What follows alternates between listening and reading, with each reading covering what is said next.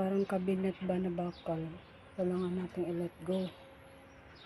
Kasi diba, sa lugar na to, may karamdaman aking asawa, hindi kaya niyang maingay dito. Sakit sa ulo, hindi ka makarelax. Tsaka hindi practical. Mahal, tapos hindi ka makapag-stay gawa ng may karamdaman, hindi makarelax.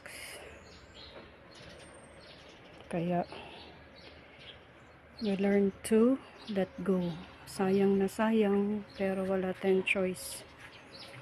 Yan, upuan, aircon, doble-doble kasi, kaya kailangan i-let go din. Yung mga bago lang ang iniiwan natin. Yun yung mga gamit ko noong nag-gas pa ako.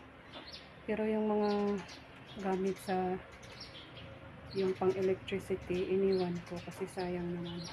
Tsaka kailangan talaga mag-let go kasi doble-doble bahay. Hello!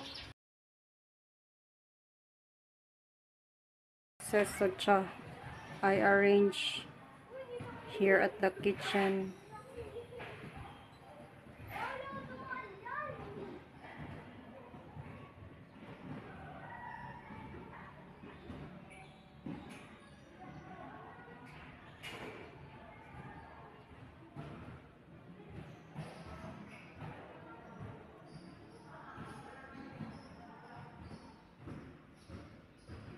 But there are boxes upstairs still that are empty. I didn't touch.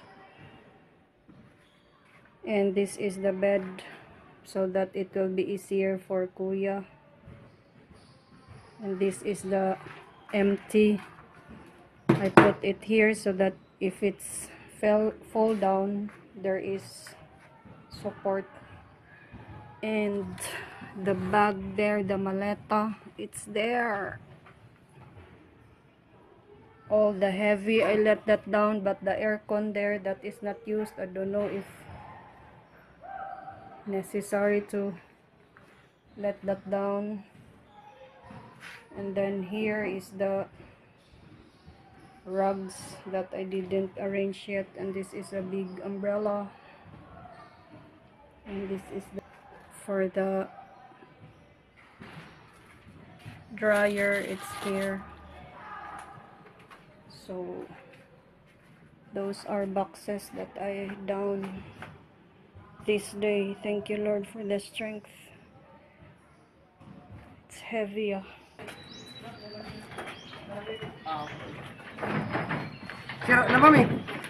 It's okay, it's okay. The wheels. So, let's see. Marami pa yan? Konti na lang yun, bossing. Apo, okay. Patapos ng discarga, guys. Thank you, Lord, for the good weather. Enough strength. Yan, dito tayo. Thank you, Lord. Sir, I said yes.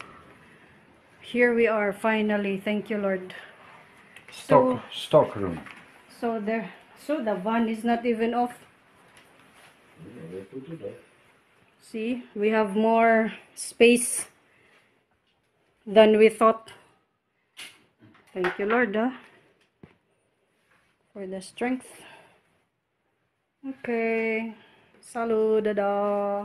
Ano lang, Manila. Thank you, Thank you, ma'am. They will go to Manila, Sacha. Use Manila in the Philippines or in America? Philippines, sir.